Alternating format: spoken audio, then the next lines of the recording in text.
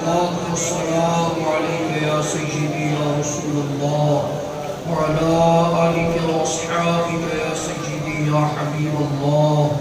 الصلاة والسلام عليك يا سيدي يا شفيع المذنبين وعلى آلك وأصحابك يا سيدي يا خاتم النبيين.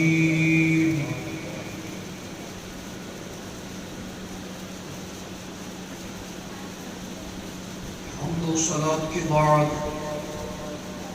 نہایت ہی واجب الاحترام معزز و محتشم حضرات علماء کرام، قراء حضرات، حفاظ کرام، نعت خوانان، شیریں لسان، قابل قدر عاشقان مصطفیٰ صلی اللہ علیہ وآلہ وسلم، اللہ تبارک و تعالیٰ کا کروڑ ہا فضل اور احسان ہے جس نے زندگی میں ایک مرتبہ پھر ماہ ربیع النور شریف کی سعادتیں، برکتیں، رحمتیں حاصل کرنے کا موقع عطا فرمایا۔ ہر سال کی طرح اس مرتبہ بھی دوستوں نے، بھائیوں نے، سنی اتحاد کونسل کے جیالوں، نوجوانوں نے 12 روزہ محافل میلاد کا اہتمام فرمایا۔ دعا ہے احکم الحاکمین جل جلالہ وعم نوالہ ہم سب کی حاضری اپنی بارگاہ عالیہ میں قبول و منظور فرمائے، اور جن دوستوں نے، بھائیوں نے دامِ درہم قدم سخن کسی بھی اعتبار سے اس محفل پاک کا انتظام کیا، شامل ہوئے، اللہ تبارک و تعالی رسول اللہ صلی اللہ علیہ وآلہ وسلم کے وسیلہ جلیلہ عالیہ سے ان کی اس کاوش کو اپنی بلند بارگاہ میں قبول فرما کر دارین کی سعادتوں کے حصول کا ذریعہ بنائے۔ حضرات محترم، آپ بڑے خوش نصیب ہیں کہ جو روزانہ مختلف علماء کرام کے مختلف عنوانات پر بیانات سماعت فرما رہے ہیں، اور یقیناً اپنے اپنے مقررہ وقت پر تمام حضرات اپنے عنوان کے مطابق بہت کچھ آپ کو عطا فرماتے ہوں گے۔ میرے ذمہ جو عنوان لگایا گیا، ویسے تو بہت ساری چیزیں ہیں، اگر علیحدہ علیحدہ ان تمام پر گفتگو کی جائے اس کے لیے بڑا طویل وقت درکار ہے، لیکن میں کوشش کروں گا کہ کچھ نہ کچھ ضروری امور ان پر گفتگو کی جائے۔ رسول اللہ صلی اللہ علیہ وآلہ وسلم کی صفات میں سے جو صفت آقا کریم علیہ السلام کی شان و عظمت کو، رسول اللہ صلی اللہ علیہ وآلہ وسلم کے مراتب اور درجات کو نقطہ کمال پر پہنچا کر بیان کرتی ہے۔ ویسے بہت ساری صفات ہیں، لیکن یوں سمجھ لیں کہ جس صفت میں سرکار علیہ السلام تنہا اور یکتا ہیں، اگر آپ حضور کی صفت رحمت کو دیکھیں تو ہر نبی علیہ السلام اپنے اپنے دور میں رحمت ہیں۔ اگر آپ حضور کی صفت ہدایت، ہادی ہونے کو دیکھیں، ہر نبی علیہ السلام اپنے اپنے دور میں ہدایت عطا فرمانے والے ہیں۔ اگر آپ انبیاء کرام علیہ السلام کے صراط مستقیم پر چلانے کو دیکھیں تو ہر نبی علیہ السلام اپنے اپنے دور میں صراط مستقیم پر چلانے والے ہیں۔ یعنی ان کی نبوت کا، ان کے ان لوازمات کا زمانہ پیریڈ محدود ہے، لیکن وہ شانیں ان میں پائی تو جاتی ہیں۔ اور ایک صفت میرے آقا کریم علیہ السلام کی ایسی ہے کہ جس میں حضور تنہا ہے، حضور یکتا ہے، وہ صفت حضور کی ختم نبوت کی صفت ہے۔ یہ تاج صرف اور صرف میرے آقا کے سر اطہر اقدس و انور پر سجدہ ہے۔ نبوت ہونے میں اور بھی حضرات ہیں، رسالت میں اور بھی رسول ہیں، رحمت میں اور بھی حضرات ہیں، شفاعت میں اور بھی حضرات ہیں، ہادی ہونے کے اعتبار سے اور بھی حضرات ہیں، بے مثل و بے مثال ہونے کے اعتبار سے اور حضرات بھی ہیں۔ یہ علیحدہ بات ہے، حضور ہر وصف میں سردار ہے، حضور ہر شان میں سردار ہے۔ آقا کریم علیہ السلام ہر مقام میں بے مثل و بے مثال ہے، لیکن جس صفت میں حضور جگتا ہے، تنہا ہے، جس میں حضور کے ساتھ کوئی اور شامل نہیں ہے، وہ حضور کی صفت ختم نبوت ہے۔ آقا کریم علیہ السلام کے بعد کوئی اور نبی نہیں ہو سکتا، نہ حضور کے زمانہ ظاہریہ میں، نہ اس کے بعد کوئی بھی اور نبی حضور علیہ السلام کے بعد نہیں ہو سکتا۔ حضرت عیسیٰ علیہ السلام بھی آئیں گے بطور نبی نہیں، حضور کے امتی ہونے کی حیثیت سے تشریف لائیں گے۔ سبحان اللہ بحمدہ۔ تو اس سرکار کی صفت ختم نبوت، اس میں اب اس کے بڑے پہلو ہیں، ختم نبوت کے بڑے پہلو ہیں۔ اگر آپ ختم نبوت کو قرآن پاک میں تلاش کریں، 150 آیات حضور کی ختم نبوت پر دلالت کرتی ہیں۔ احادیث طیبہ کو دیکھیں، سینکڑوں احادیث طیبہ حضور کی ختم نبوت کو بیان کرتی ہیں۔ اگر صحابہ کرام کے اقوال کو دیکھیں، بے شمار اقوال موجود ہیں۔ اگر تابعین، تبع تابعین، اولیاء کاملین، صلحائے امت، اگر ان کے طریقے کو آپ دیکھیں، یقیناً بے شمار چیزیں ہیں۔ اور ان سے ہٹ کر اگر آپ مرزے کو دیکھیں، مرزے کی سیرت کو دیکھیں، اس کی صورت کو دیکھیں، اس کے بھینگے پن کو دیکھیں، اس کی خباثت کو دیکھیں، اس کی نجاست کو دیکھیں، اس میں بڑی بے شمار باتیں موجود ہیں، اس میں بہت سارے عنوانات موجود ہیں۔ لیکن میرے ذمے جو عنوان لگایا گیا سادہ سی الفاظ میں، وہ عنوان یہ ہے کہ حضور کی ختم نبوت کے پرچار میں، حضور کی ختم نبوت کے دفاع میں اولیاء کرام کا کیا کردار ہے۔ یہ بات میں نے عرض کرنی ہے اپنے اکابرین سے، اسلاف سے، ایک سلسلہ بسلسلہ چلتے ہوئے میں نے آپ کو ایک نقطہ مرکزیہ تک، نقطہ انجامیہ تک پہنچانا ہے کہ اولیاء کرام کا کیا کردار ہے۔ سرکار علیہ السلام کی ختم نبوت کو بیان کرنے میں، اس کا پرچار کرنے میں آیت کو میں نے انتخاب کیا، الذین آتیناہم الکتاب۔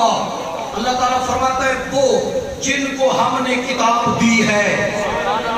الذین آتیناہم الکتاب، وہ جن کو ہم نے کتاب دی، عطا فرمائی، یعرفونہ کما یعرفون ابناءہم، وہ حضور کو جانتے ہیں کیسے؟ جیسے وہ اپنے بیٹوں کو جانتے ہیں۔ یعرفونہ کما یعرفون ابناءہم، جیسے وہ اپنے بیٹوں کو جانتے ہیں۔ اب یہیں تک میں مضمون کوشش کروں گا کہ وقت کے اندر سمیٹ سکوں۔ آتیناہم الکتاب، ہم نے جن کو کتاب دی ہے، وہ کتاب والے کون ہیں؟ تورات والے ہو، زبور والے ہو، انجیل والے ہو، دیگر صحائف والے ہو، یعرفونہ کما یعرفون ابناءہم، انہیں حضور کی معرفت حاصل ہے، انہیں حضور کی پہچان حاصل ہے، وہ حضور کو جانتے ہیں، پہچانتے ہیں۔ کیسے؟ کما یعرفون ابناءہم، جیسے وہ اپنے بیٹوں کو جانتے ہیں۔ سرکار علیہ السلام دنیا میں تشریف لائے، اگرچہ سرکار حضرت سیدنا عبداللہ رضی اللہ تعالی عنہ کے لخت جگر ہے، حضور اپنے آباء و اجداد سے جسمانی طور پر تشریف فرما ہوئے، لیکن روحانی طور پر حضور امت کے باپ کی حیثیت سے ہے۔ النبی اولیٰ بالمؤمنین من انفسہم وازواجہ امہاتہم، حضور علیہ السلام مومنوں کی جانوں سے زیادہ قریب ہے۔ حضور کی ازواج مطہرات مومنوں کی روحانی مائیں ہیں۔ جب ازواج مائیں ہیں تو حضور باپ ہوں گے روحانی طور پر، جسمانی نہیں، روحانی طور پر۔ حضور علیہ السلام ان کے لیے بمنزلہ والد ہیں، بمنزلہ باپ ہیں، بلکہ سرکار کی حدیث مبارکہ حضور فرماتے ہیں انما انا لکم مثل الوالد، میں تمہارے لیے والد کی بمنزلہ ہوں، جیسے والد ہوتا ہے حضور علیہ السلام باپ کی بمنزلہ ہے۔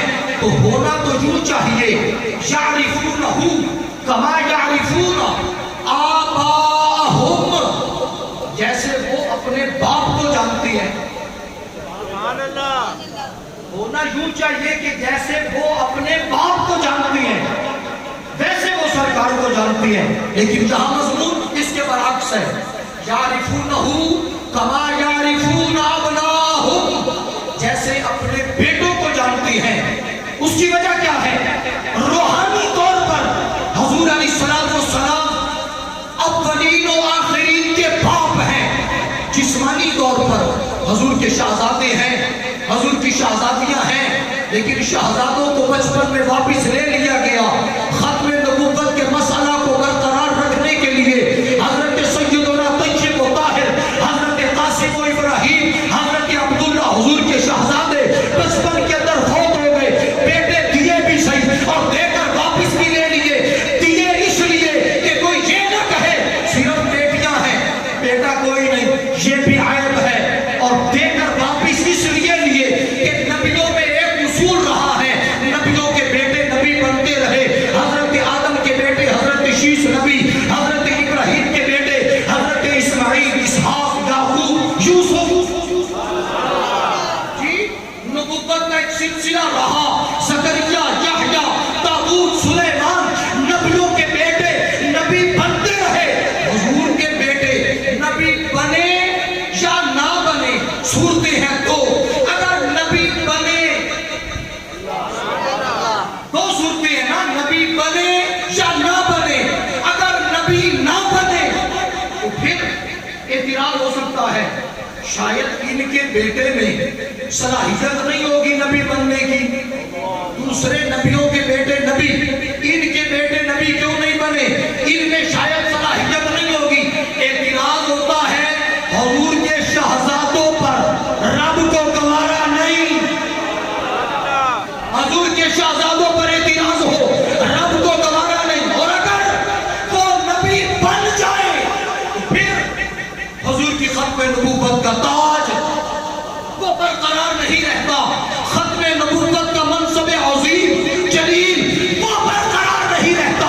اسی لیے رب تبارک و تعالیٰ نے اپنے محبوب کو بیٹے دیے بھی صحیح اور دے کر واپس بھی لے لیے، اور ساتھ اعلان فرما دیا ما کان محمد نبا احد من رجالکم ولکن رسول اللہ وخاتم النبیین۔ جسمانی طور پر کسی مرد کے باپ نہیں، رہ گئی بات روحانیت کی، تم تو بعد میں آنے والے غلام ہونا، یہ وہ محبوب ہیں کہ جو حضرت آدم کے بھی روحانی اعتبار سے باپ کا درجہ رکھتے ہیں۔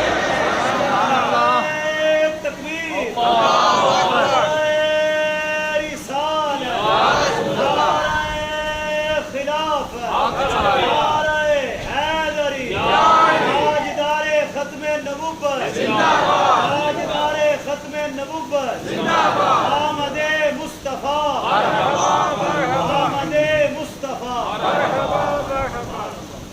تاجدار بریلی رحمت اللہ تعالی علیہ اس مضمون کو اپنے ذوق کے اندر بیان کرتی ہیں۔ آپ فرماتی ہیں ان کی ابوت، ان کی نبوت عام ہے سب کو،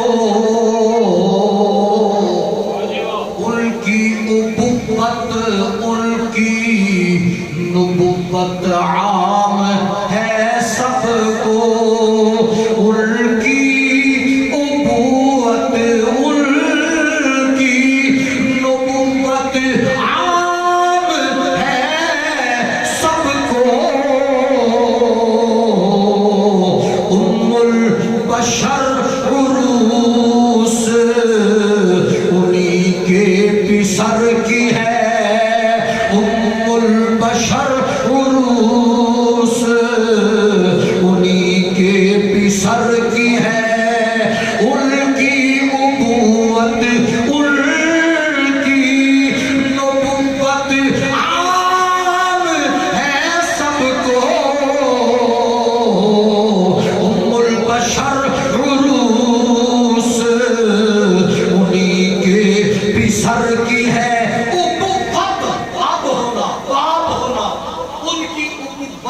یعنی ان کا باپ ہونا، ان کی نبوت یعنی ان کا نبی ہونا عام ہے سب کو، یہ سب کو عام ہے۔ حضور کا باپ ہونا روحانی، جسمانی نہیں، روحانی باپ ہونا اور نبی ہونا یہ سب کو عام ہے۔ اور آگے فرمایا ام البشر، ایک ہے ابو البشر، ایک ہے ام البشر۔ ابو البشر کون؟ حضرت آدم۔ ام البشر کون؟ حضرت حوا۔ وہ ام البشر ہے نا، بشر کی ماں ہے۔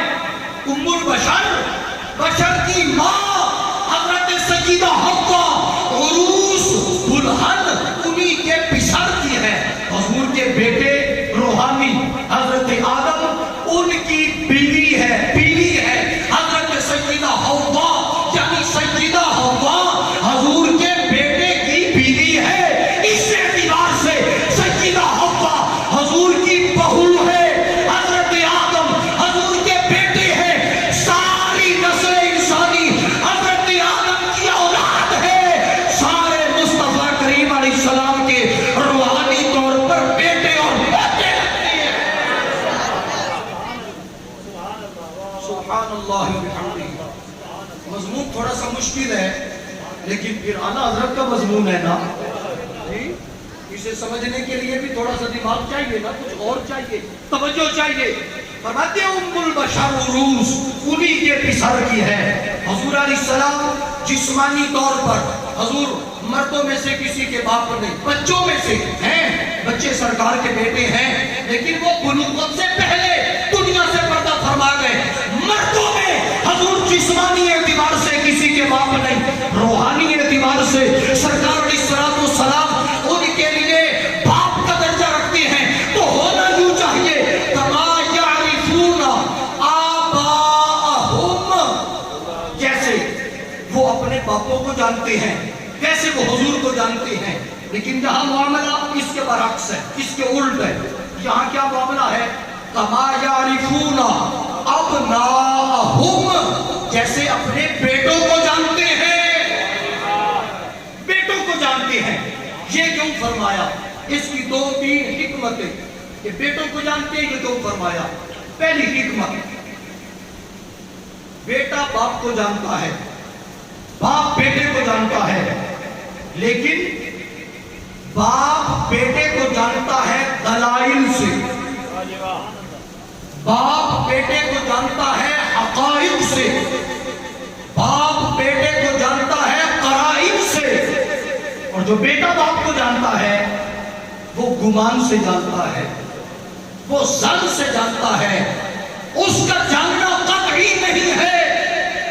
بیٹے نے باپ کو جانا تو سماعت سے جانا، لوگوں سے سن کر جانا، بیٹے کا باپ کو جاننا سماعت سے متعلق ہے، بیٹے کا باپ کو جاننا ظن کے ساتھ تعلق رکھتا ہے، حسبان کے ساتھ تعلق رکھتا ہے، گمان کے ساتھ تعلق رکھتا ہے، اور باپ کا بیٹے کو جاننا وہ دلائل سے تعلق رکھتا ہے، وہ حقائق سے تعلق رکھتا ہے، وہ قرائن سے تعلق رکھتا ہے، وہ یقین سے تعلق رکھتا ہے، وہ قطعی شک سے تعلق رکھتا ہے۔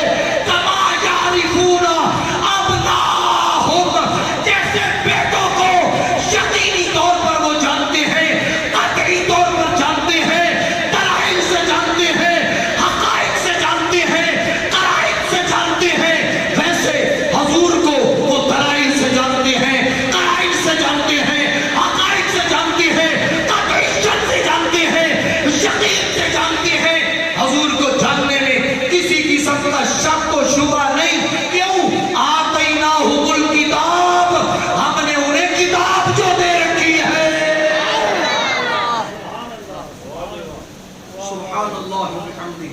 سبحان اللہ آپ کی بالکل ڈھیلی ہے. سبحان اللہ. سبحان اللہ. سبحان اللہ.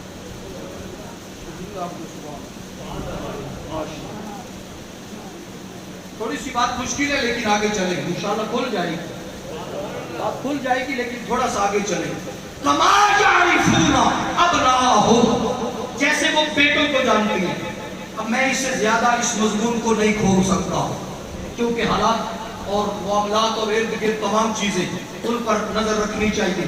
میں اس سے زیادہ اس مضمون کو نہیں کھول سکتا لیکن میرے دوست میرے بھائی سمجھ گئے ہوں گے کہ جو باپ بیٹے کو جانتا ہے وہ کیا ہے، جو بیٹا باپ کو جانتا ہے وہ کیا ہے. جی بیٹے کا باپ کو جاننا سماڑی ہے، بیٹے کا باپ کو جاننا اسماعیلی ہے، بیٹے کا باپ کو جاننا وہ گمانی ہے، باپ کا بیٹے کو جاننا یقینی ہے، باپ کا بیٹے کو جاننا قطعی ہے، باپ کا بیٹے کو جاننا دلائل کے ساتھ ہے، قرائن کے ساتھ ہے. جیسے باپ اپنے بیٹے کو یقینی طور پر جانتا ہے، یہ اہل کتاب میرے مصطفیٰ کو یقینی طور پر جانتے ہیں. جیسے باپ اپنے بیٹے کو جاننے میں شک نہیں رکھتا، ویسے یہ اہل کتاب حضور کو جاننے میں شک نہیں رکھتے. جیسے باپ اپنے بیٹے کو جاننے کے اندر کسی قسم کے مغالطے کے اندر مبتلا نہیں ہوتا، یہ حضور کو جاننے میں کسی مغالطے کے اندر مبتلا نہیں. یعرفونہ کما یعرفون ابناءہم، جیسے یہ اپنے بیٹوں کو جانتے ہیں ویسے حضور کو جانتے ہیں. ایک وجہ سنیں، دوسری وجہ اس ایک میں نے بہت ساری چیزیں بند کر دی ہیں، اب دوسری سن لیں. باپ اپنے بیٹے کو جانتا ہے اس کے دنیا میں آنے سے پہلے. باپ اپنے بیٹے کو جانتا ہے اس کے دنیا میں آنے سے پہلے. اور بیٹا کب جانتا ہے؟ دنیا میں آنے کے بعد. بیٹا اپنے باپ کو کب جانے گا؟ دنیا میں آنے کے بعد. اور باپ اپنے بیٹے کو دنیا میں آنے سے پہلے جانتا ہے. باپ کو پتہ چل گیا، عمل ہوا، باپ کو پتہ چل گیا، لیکن بیٹے کو تو باپ کا پتہ نہیں چلا نا. بیٹے کو باپ کا پتہ چلانے میں بڑا وقت چاہیے، اس کو بڑی دیر کے بعد سمجھ آئے گی. بیٹا باپ کو جانے گا ایک وقت گزرنے کے بعد. باپ اپنے بیٹے کو جانتا ہے اس کے دنیا میں آنے سے پہلے. تو انبیاء کرام علیہ السلام نے ان اہل کتاب کو حضور کی شانیں، حضور کی عظمتیں، حضور کی ختم نبوت کے درجے اس حد تک کر دیے ہیں کہ حضور کے دنیا میں آنے سے پہلے ہی یہ اہل کتاب جانتے ہیں وہ محبوب آنے والے ہیں. سبحان اللہ.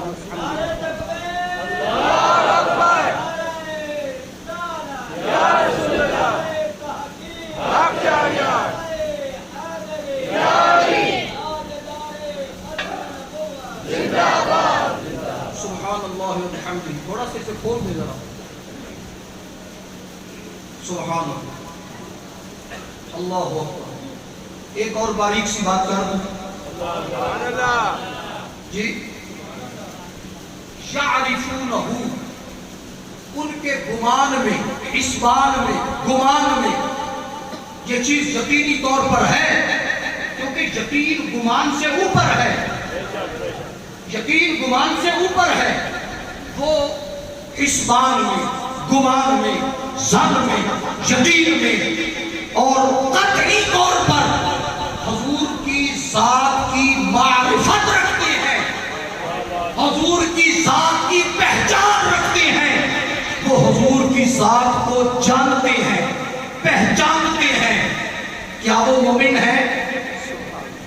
جی حضور کو جاننے کا نام ایمان نہیں، حضور کو پہچاننے کا نام ایمان نہیں، حضور کو ماننے کا نام ایمان ہے. ماننے کا نام ایمان ہے. پتہ ہے انہیں حضور سچی ہے، مانتے نہیں. یقین ہے انہیں حضور سچی ہے، تسلیم نہیں کرتے.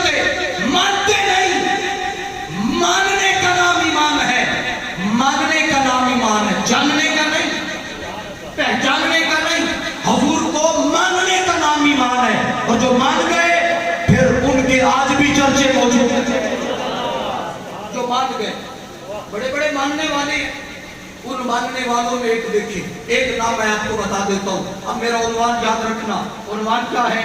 ختم نبوت کے دفاع میں، ختم نبوت کے پرچار میں اولیاء کرام کا کردار۔ جی میں پہلے ولی کی بات کر رہا ہوں، پہلے ولی کی میں بات شروع کر رہا ہوں کہ اولیاء کرام کا کردار، پہلا ولی، اور یہ وہ ولی ہے جس کا نام قرآن میں موجود ہے۔ یہ وہ ولی ہے جس کا نام قرآن میں موجود ہے۔ آپ کہیں گے جی کہاں؟ قرآن میں کون سے ولی کا نام آ گیا؟ قرآن میں کون سے ولی کا نام آ گیا؟ کچھ لوگ خواہ جی اولیاء کرام سے چڑھتے ہیں، وہ جی قرآن میں کسی ولی کا نام کیسے ہو سکتا ہے؟ ولی ہمیں تو نظر ہی کوئی نہیں آتا، اب تو ولی رہ ہی کوئی نہیں گئے۔ نبوت کا دروازہ بند ہے، ولایت کا تو بند کوئی نہیں۔ کیوں جی؟ نبوت کا، رسالت کا بند ہے نا، ولایت کا تو بند نہیں۔ ولی آج بھی موجود ہے، موجود ہے تو نظر کیوں نہیں آتے؟ آنکھ والا تیرے جوبن کا تماشا دیکھے، آنکھ والا تیرے جوبن کا تماشا دیکھے، آنکھ والا تیرے جوبن کا تماشا دیکھے، دیدہ کور کو کیا آئے نظر کیا دیکھے، دیکھنے والا ہو ولیوں کو، خواہ وہ سگ ہی کیوں نہ ہو، اسے اصحاب کہف نظر آ جاتی ہیں، بنی اسرائیل کے ولی نظر آ جاتی ہیں۔ دیکھنے والا سگ ہی کیوں نہ ہو، اسے بنی اسرائیل میں ولی نظر آ جاتی ہیں۔ نہ دیکھنے والا بندہ ہی کیوں نہ ہو، اسے امت محمدیہ میں ولی نہیں نظر آتی۔ کہتا ہے ہی کوئی نہیں ولی، امت محمدیہ کے اندر اسے ولی نظر نہیں آتے۔ اور پھر اگلی بڑی مزے کی بات ہے، بعض لوگ پھر اس پر اور ایک اعتراض کرتی ہیں، کہتے ہیں کہ باقی تو ٹھیک ہے، لیکن وہ جو بزرگ تھے بس وہ تھے، اب نہیں، وہ بزرگ تھے اب کوئی نہیں، اب کچھ نہیں رہ گیا۔ اسی قرآن پاک کو آپ پڑھ لیں جس سے میں نے بات شروع کی ہے، اور ہمارے دلائل میں بنیادی دلیل قرآن پاک ہے۔ اللہ تبارک و تعالیٰ فرماتا ہے حضرت موسیٰ، حضرت خضر علیہ السلام، دو نبی جلیل القدر، وہ جاتے ہیں اور ایک دیوار کو حضرت خضر علیہ السلام نے سیدھا کیا تھا۔ جو سورہ اس بارے میں پڑھے نا ابتدا کے اندر، اما الجدار فکان لغلامین یتیمین فی المدینہ کی، جی وہ دو بچوں کی ہے، اور ان دو بچوں کی دیوار کو سیدھا کیوں کیا گیا؟ قرآن نے جو علت بتائی، فرمایا وَكَانَ أَبُوهُمَا صَالِحًا، ان کا باپ نیک تھا، ان کا باپ نیک تھا۔ کون سا باپ؟ کون سا باپ؟ مفسرین فرماتے ہیں، بعض کہتے ہیں 7 پشتے اوپر، بعض کہتے ہیں 9 پشتے اوپر، ان کا ایک نیک بندہ ان کے دادا کے اندر، داداؤں میں، ان کے آباء و اجداد میں ایک نیک بندہ ہے، جس کی وجہ سے رب تبارک و تعالیٰ نے 2 نبیوں کو بھیج کر اس دیوار کی حفاظت کرائی۔ بھائی بنی اسرائیل کا نیک بندہ ہو، 9 پشتوں تک اس کا اثر رہتا ہے، امت محمدیہ کے ولی کا کتنی پشتوں تک اثر باقی رہے گا؟ حضور کے غلاموں کا اثر کتنی پشتوں تک رہے گا؟ بنی اسرائیلی ہو تو 9 پشتوں تک، اور حضور کی امتی ہو تو پہلی 2 دوسری 4تھی پشت کے اندر ختم ہو جائے، وہ چیزیں باقی رہتی ہیں، بشرطے کی عقیدہ سلامت رہے۔ اور جائیں آپ آستانہ علیہ السلام شریف کی دھرتی پر، دیکھیں آپ کو در و دیوار کے اوپر عقیدے کا پرچار نظر آئے گا۔ جو حضور امیر شریعت حضور غریب نواز خواجہ محمد عبید الدین سیالوی آپ نے اعلامیہ کی شکل میں جاری فرمایا، در و دیوار پر آج بھی وہ عقیدہ موجود ہے۔ اور حضور خواجہ ضیاء الحق صاحب دامت برکاتہم العالیہ، انہوں نے اہل سنت کے عقیدے کی ترجمانی کرتے ہوئے جہاں حضرت لگی ہوئی ہے. نبیوں کے بعد سب سے افضل سیدنا صدیق اکبر ہے جی، پھر حضرت عمر فاروق ہیں، پھر حضرت عثمان غنی ہیں، پھر حضرت مولا علی ہے. عقیدہ سلامت ہو تو پھر اثر باقی ہوتا ہے. وہ اور ہوتے ہیں جن کا اثر ختم ہو جاتا ہے. عقیدہ مٹ جائے تو پھر اثر بھی مٹ جائے گا نا. یخرج الحی من المسجد ویخرج المسجد من الحی. کبھی زندوں سے مردہ، مردوں سے زندہ، ایسا ہو سکتا ہے. دنیا کے اندر اس کی مثالیں بھی موجود ہیں، لیکن الحمدللہ ہمارا جن بزرگوں سے تعلق ہے عقیدہ اہل سنت میں مضبوط ہے. الحمدللہ رب العالمین. باہر گئے، بات دور نکل گئی.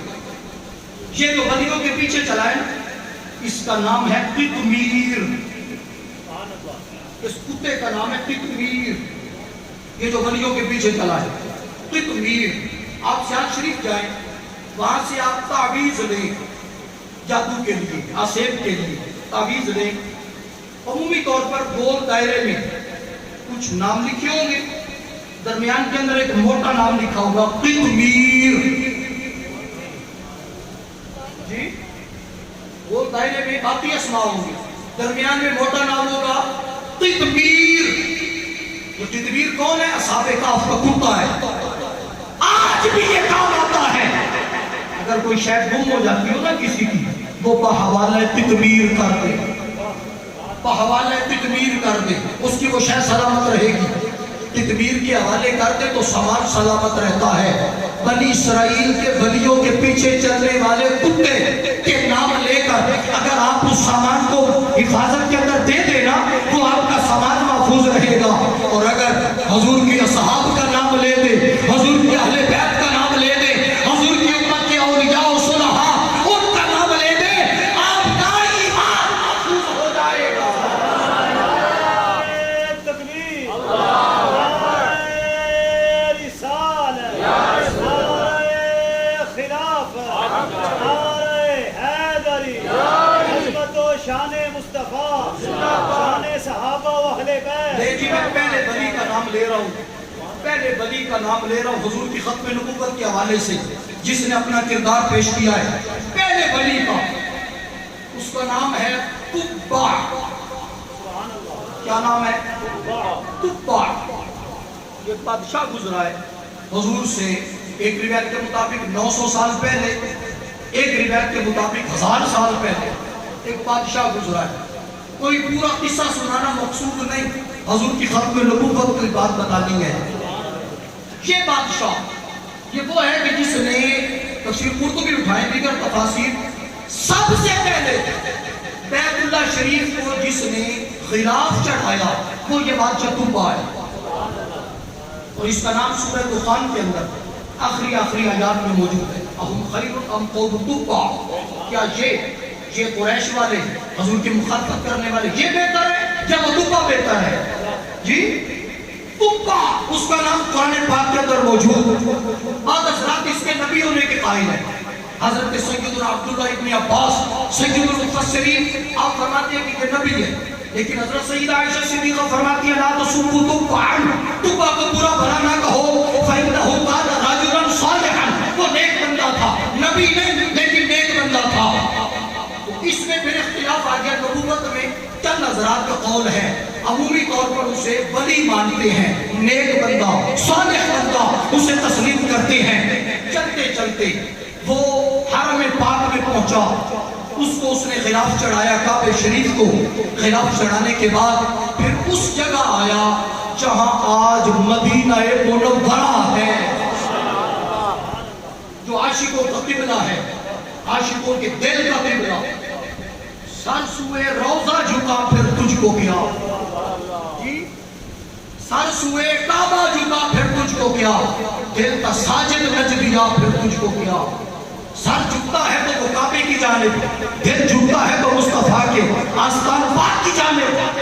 جب وہ وہاں پہنچا اس نے ارادہ کیا اس شہر میں جو رہنے والے تھے وہاں کے لوگ ان کو تباہ و برباد کرنے کا. اس کے ساتھ اس وقت کے 400 علماء موجود تھے. کتنے؟ 400 علماء. ان علماء نے کہا بادشاہ سلامت ایسا نہ کرو، یہ نبی آخر الزمان کی ہجرت گاہ ہے، اس وجہ سے اس ارادے سے باز ہو جاؤ۔ اس نے کہا ٹھیک ہے، اس نے چلنے کا حکم دیا، ان علماء نے انکار کر دیا، انہوں نے کہا ہم تو یہی رہیں گے، ہم یہاں سے نہیں جائیں گے۔ اچھا جی کیوں نہیں جاؤ گے؟ اس کا ترجمہ کیا ہے حافظ شیرازی نے۔ یہاں سے کیوں نہیں جائیں گے؟ حافظ شیرازی اس کا ترجمہ کرتا ہے۔ حافظ شیرازی کہتا ہے کہ ان علماء نے کہا ہم یہاں سے نہیں جائیں گے، اس کی وجہ کیا ہے؟ برخا کے راہ شار نہادیم روح خیش۔ سبحان اللہ، سبحان اللہ، کہنے محبت سے سبحان اللہ۔ برخا کے راہ شار نہادیم روح خیش، برخا کے راہ شار نہادیم روح خیش، پر روح ماہ رواست اگر آشنا رغد، حافظ سرز لحد بدرانت ببائے بوس، برخا کے ماہ ببائے شما پہ سپر شبد۔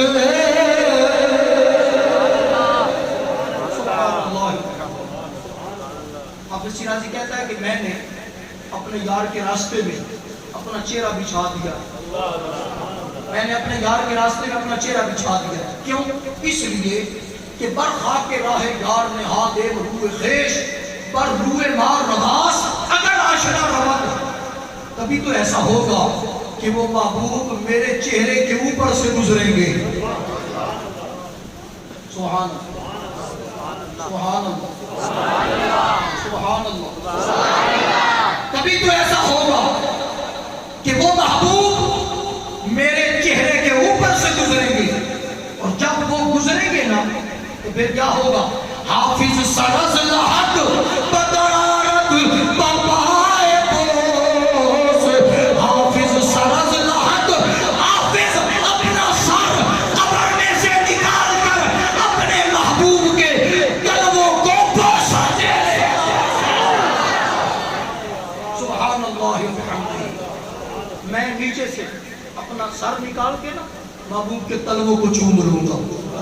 وہ علماء کہتے ہیں ہم نہیں جائیں گے، ہم یہی رہیں گے۔ کیوں؟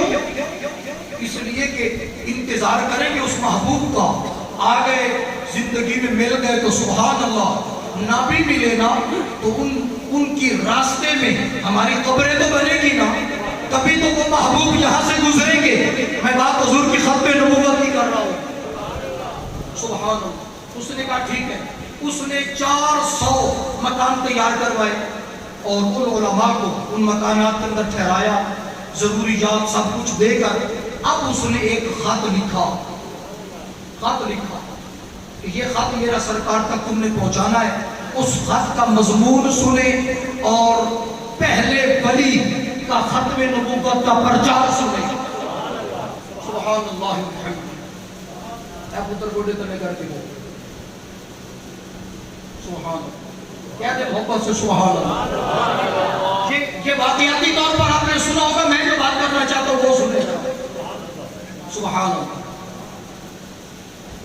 خط کے اندر لکھتا ہے اما بعد فإنی آمنت بک وبکتابک الذی ينزل علیک وانا علی دینک وسنتک وآمنت بربک ورب کل شیء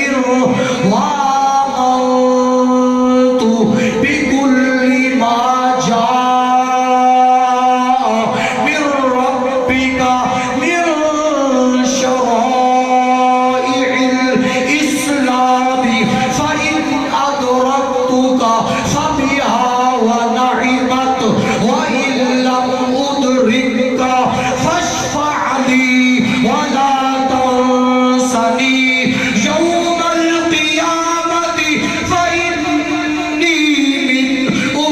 سنتك الأولين وبايعتك قبل مجيئك وأنا على ملتك وملة أبيك إبراهيم عليه السلام. سبحان اللہ والحمد للہ. ابھی بھی جیسے نے سبحان اللہ نہیں کہی. سبحان اللہ.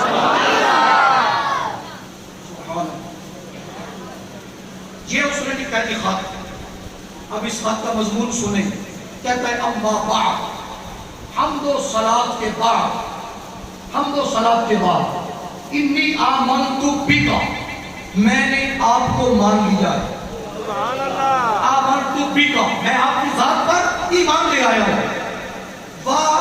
انی آمنت بک وبکتابک الذی ينزل علیک، اور آپ کی اس کتاب کو بھی مانتا ہوں جو کتاب آپ پر اترے گی، اس کتاب کو بھی مانتا ہوں. یہ ماننے کے بعد انا علی دینک، یا رسول اللہ میں آپ کے دین پر ہوں. یہ کتنا عرصہ پہلے کی بات ہے؟ 1000 سال پہلے کی. حضور میں آپ کے دین پر ہوں. انا علی دینک و سنتک، حضور میں آپ کے دین پر ہوں اور آپ کی سنت پر ہوں، آپ کے طریقے پر ہوں. یوں کہہ لو حضور میں آپ کے دین پر ہوں، آپ کی سنت پر ہوں، آپ کے طریقے پر ہوں. میں ان لوگوں میں ہوں جو اہل سنت ہوں گے، جو سنت والے ہوں. حضور میں بھی ان میں ہوں. علی سنتی کا، آپ کی دین پر. انا علی دینی کا و سنتی کا، آپ کے دین پر ہوں، آپ کی سنت پر ہوں. اور پھر آگے کہتا ہے وآمنت بربک، حضور میں آپ کے رب پر بھی ایمان لایا. آمنت بربک، آپ کے رب پر، ورب کل شیء، ہر شے کے رب پر میں ایمان لایا. وآمنت بکل ما جاء من ربک من شرائع الاسلام، اور تمہارے رب کی طرف سے اسلام کی شریعت بنیادی چیزیں، احکام خداوندی جو بھی نازل ہونے والے ہیں، میں نے ان تمام کو مان لیا ہے. شرائع الاسلام، اسلام کی تمام چیزوں کو میں نے دل و جان سے تسلیم کر لیا ہے. ان ادرکتک، اگر میں آپ کو پالوں، ادرکتک، اگر میں آپ کو پالوں، مجھے آپ کا زمانہ مل جائے، مجھے آپ کی زیارت نصیب ہو جائے. ادرکتک، آپ کو اگر میں پالوں، فبہا ونعمت، حضور بڑا ہی اچھا ہے. فبہا ونعمت، حضور بڑا ہی اچھا ہے، بہت ہی عمدہ ہے. وَإِن لَمْ أُدْرِكْكَ، اور اگر میں آپ کو نہ پا سکا، فَاشْفَعْ لِي وَلَا تَنْسَنِي يَوْمَ الْقِيَامَةِ، تو پھر میری شفاعت فرما دینا اور قیامت والے دن مجھے بلانا نہیں. فَاشْفَعْ لِي، میری شفاعت فرمانا، وَلَا تَنْسَنِي يَوْمَ الْقِيَامَةِ، مجھے بلانا نہیں. کیوں؟ فَإِنِّي مِنْ أُمَّتِكَ الْأَوَّلِينَ، میں آپ کی پہلی امت سے ہوں، آپ سے پہلے جو آپ کو ماننے والے ہیں. حضور میں ان میں شامل ہوں. وَبَايَعْتُكَ قَبْلَ مَجِيئِكَ، اور حضور آپ کے آنے سے پہلے میں آپ کی بیعت کر چکا ہوں. آپ کے آنے سے بھی پہلے میں نے آپ کی بیعت کر دی. وَأَنَا عَلَى مِلَّتِكَ، اور میں آپ کی ملت پر ہوں. وَمِلَّتِ أَبِيكَ، ابیک ابراہیم، اور آپ کے باپ حضرت ابراہیم علیہ السلام، ان کے دین پر، ان کی ملت پر ہوں. یہ ہے جی خط کا مضمون. لکھا، مکمل ہو گیا. مکمل کرنے کے بعد اس نے خط کو کیا بند. وہ جو ہے خط کو اس نے کیا بند کر کے اوپر لگاتا ہے مہر. للہ الامر من قبل و من بعد، یہ اس نے مہر بنائی ہوئی ہے. للہ الامر، للہ الامر، اس کا مطلب ہے وہ موحد تھا جی، جو اس نے یہ مہر بنوائی ہوئی ہے. للہ الامر من قبل و من بعد، یہ مہر لگا کر خط کے اوپر، اب تو خیر خطوں کا دور ہی گزر گیا، لیکن جو حضرات دوست احباب بیٹھے ہیں خطوں کو جانتے ہیں انہیں پتہ ہے کہ خط کو لکھنے کے بعد بند کر کے پھر اس کے اوپر لکھا جاتا ہے کہ یہ کس کی طرف پہنچے. ہوتا ہے نا، یہ کس کی طرف پہنچے، یہ خط کس کی طرف جانا ہے. اب وہ اوپر کیا تحریر کرتا ہے، کہتا ہے الى محمد ابن عبد اللہ، الى محمد ابن عبد اللہ ونبی اللہ ورسولہ ورسولہ، الى محمد ابن عبد اللہ نبی اللہ ورسولہ وخاتم النبیین وخاتم النبیین وخاتم النبیین ورسول رب العالمین صلی اللہ علیہ وسلم.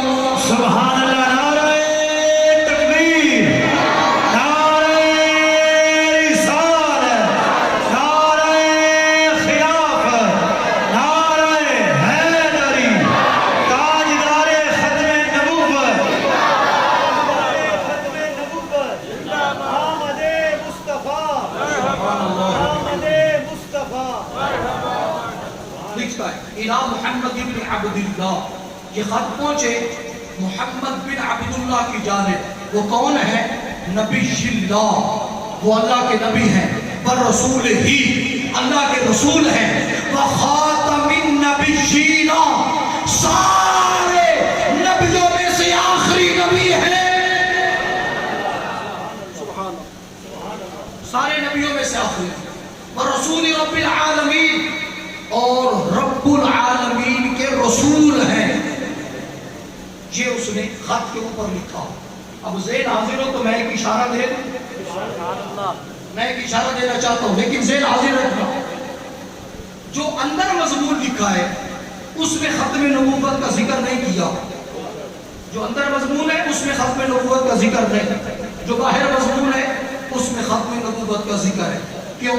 اس لیے کہ یہ جو باہر والا خط ہے نا، خط کے باہر والا حصہ ہے، اس کو سارے پڑھیں گے. نہیں سمجھ آئے گا؟ اس کو سارے پڑھیں گے. ایک پڑھے گا، دوسرا پڑھے گا، تیسرا پڑھے گا، چوتھا پڑھے گا. ہر بندہ دیکھے گا، اندر سے کھول کر نہ دیکھے، اوپر سے تو سارے پڑھیں گے، اور جو اوپر سے پڑھیں گے وہ پڑھ لیں گے. خاتم النبیین، خاتم النبیین، خاتم النبیین. اب مجھے کہنے دے، تمہا وہ ہے جس نے 1000 سال حضور کی ختم نبوت کا پرچار کیا. 1000 سال حضور کی ختم نبوت کا اس نے پرچار کیا ہے، اور پھر ان علماء کے سپرد کرتا ہے. یہ خط سنبھال لو، اگر تمہاری زندگی میں حضور آ جائیں ان کو یہ خط دینا ہے، اور اگر نہ آئے تو پھر اس کی حفاظت کر کے آگے منتقل کر دینا. ایک کا وقت آتا ہے اپنے بیٹے کو یا اپنے کسی بھی جانشین کو، وارث کو بلا کر رو کر کہتا ہے میری زندگی نے تو وفا نہیں کی، مجھے تو موقع نہیں ملا، لیکن ہو سکتا ہے تیری زندگی میں آ جائیں، ہو سکتا ہے تجھے موقع مل جائے. اس خط کو سنبھال کر رکھ اپنے پاس. یہ خط ایک سے دوسرے کے پاس، دوسرے سے تیسرے کے پاس، چلتے چلتے چلتے چلتے آ گیا حضرت ابو ایوب انصاری کے پاس. سبحان اللہ محمد. ادھر حضور کی سواری چل پڑی، سبحان اللہ. ادھر خط ابو ایوب انصاری کے پاس، ادھر حضور کی سواری چل پڑی. آقا کریم علیہ السلام کی سواری چلی. لوگ حضور علیہ السلام کے راستے کے اندر منت سماجت کرتی ہیں، یا رسول اللہ میرا اس علاقے کے اندر بڑا نام ہے، میں مہمانوں کا بڑا انتظام کر سکتا ہوں، لنگر وسیع بنا سکتا ہوں،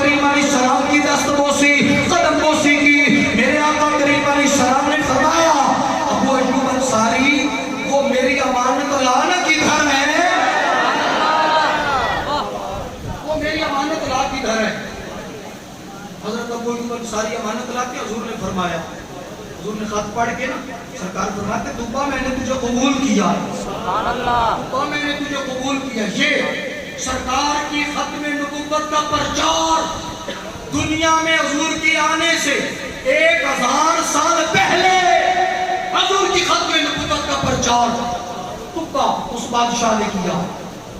ایک یہ ولی ہے، اب میں دوسرے ولی کی بات کر رہا ہوں۔ وہ بنی اسرائیلیوں میں پہلے حضرات میں وہ ولی ہے۔ اب میں حضور کی امت کے شہنشاہ ولایت حضرت مولا مشکل کشا شیر خدا رضی اللہ تعالیٰ عنہ آپ کی بات کر رہا ہوں کہ آپ نے حضور کی ختم نبوت کا کیسے پرچار کیا۔ نہج البلاغہ اس کے اندر یہ بات موجود ہے، نہج البلاغہ جو کہ بڑی مشہور کتاب ہے حضرت مولا علی کے خطبات میں، اس میں یہ موجود ہے کہ جب سرکار علیہ السلام کا وصال شریف ہوا، حضرت مولا علی شیر خدا رضی اللہ تعالیٰ عنہ سرکار علیہ السلام کو غسل دیتی ہیں، آخری غسل حضور علیہ السلام کو اپنے ہاتھوں سے مولا علی دے رہے ہیں، ساتھ رو کی عرض کرتے ہیں ابی ابی انت و امی یا رسول اللہ لقد انقطع بموتک ما لم ينقطع بموت غیرک من النبوت والانباء واقمار السماء۔ یا رسول اللہ میرے ماں باپ آپ پہ قربان ہو جائیں، آقا آپ کے وصال سے وحی الہیہ کا سلسلہ رک گیا، آسمان سے آقا میں خداوندی کے آنے کا سلسلہ رک گیا۔ اب جبریل وحی لے کر نہیں اتریں گے، جبریل رب کے احکام لے کر وحی کی صورت میں کتاب کی صورت میں جبریل نہیں اتریں گے۔ اب اگر آئیں گے حضور کی امت پر رحمت لے کر اتریں گے، حضور کی امت پر سلامتی لے کر اتریں گے۔ یا رسول اللہ نبی جاتے رہے لیکن ان کے جانے کے ساتھ نبوت کا سلسلہ نہیں رکا، رسالت کا سلسلہ نہیں رکا، آقا میں خداوندی کا سلسلہ نہیں رکا، شریعت کے احکام کا سلسلہ نہیں رکا۔ حضور آپ کے جانے کے ساتھ وہ ساری چیزیں بند ہو گئی۔ مولا علی شیر خدا نے حضور کو غسل دیتے ہوئے یہ جملہ ارشاد فرما کے قیامت تک آنے والے غلاموں کو بتا دیا، آج میں خاتم النبیین کو غسل دے رہا ہوں، حضور کے بعد کوئی اور نبی نہیں آئے گا۔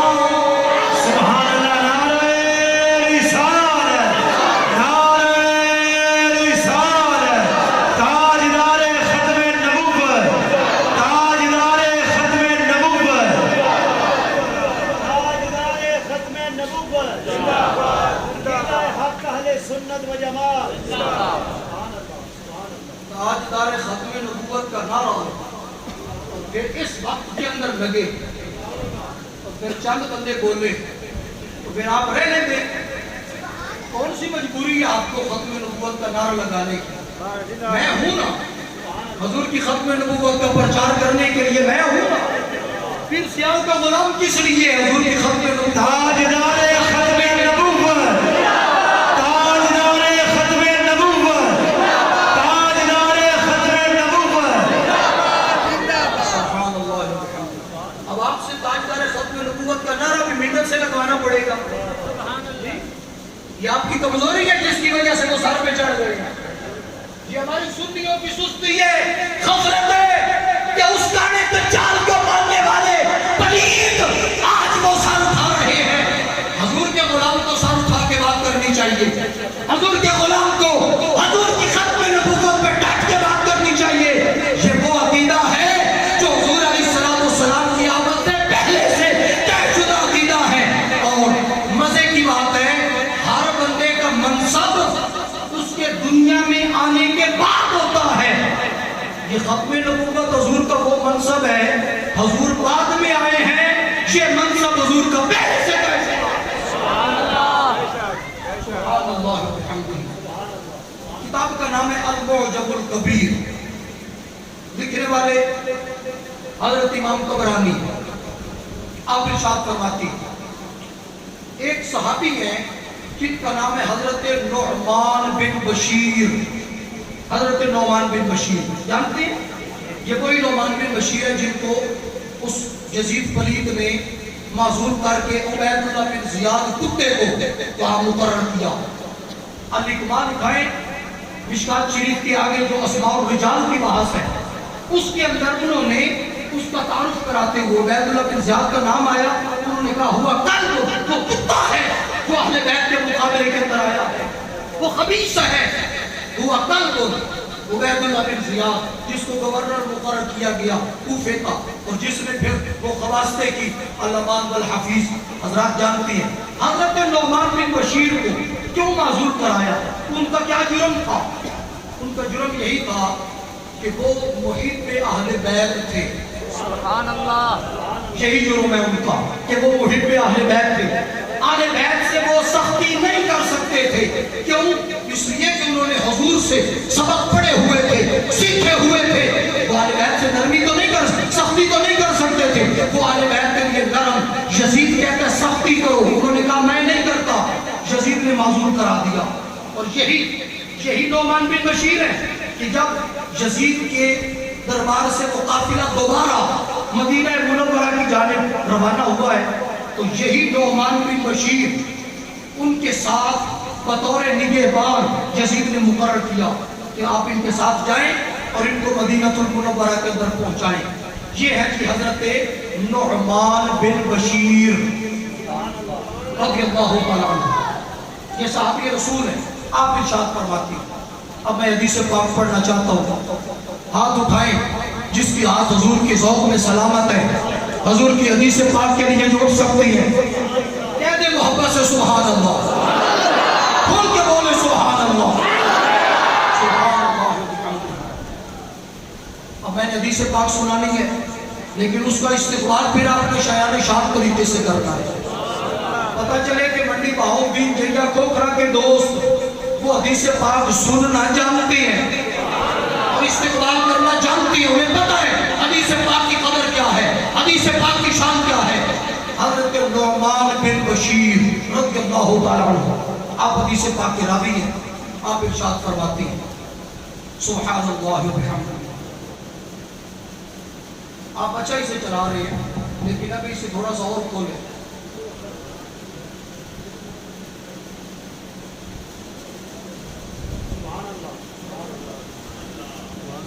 عن النعمان بن بشير رضي الله تعالى عنه قال كان زيد بن خارجة من سرات الأنصار فبينما هو يمشي في طريق من طرق المدينة بين الظهر والعصر إذ خر فتوفي فأعلمت به الأنصار فأتوه واحتملوه إلى بيته وسجوه كساء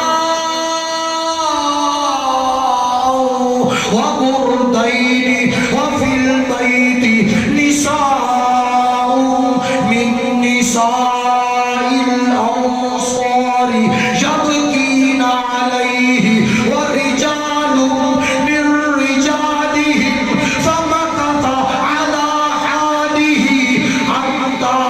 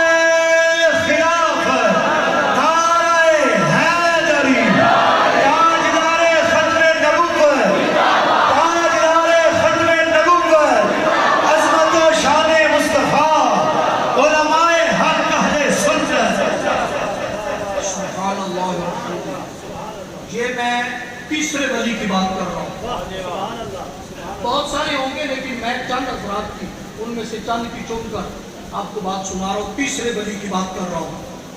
نعمان بن بشیر فرماتے ہیں زید بن خارجہ یہ انصاریوں کے سرداروں میں ان کا شمار ہوتا ہے. انصار میں جو سردار ہیں ان میں ایک نام حضرت زید بن خارجہ کا بھی ہے. ایک زید بن حارثہ ہے وہ اور ہے جن کو حضور نے منہ بولا پیٹا فرمایا وہ اور ہے. یہ زید بن خارجہ حضور علیہ السلام کے عاشق ہے, حضور کے غلام ہے. مدینہ المنورہ کی سرزمین ہے.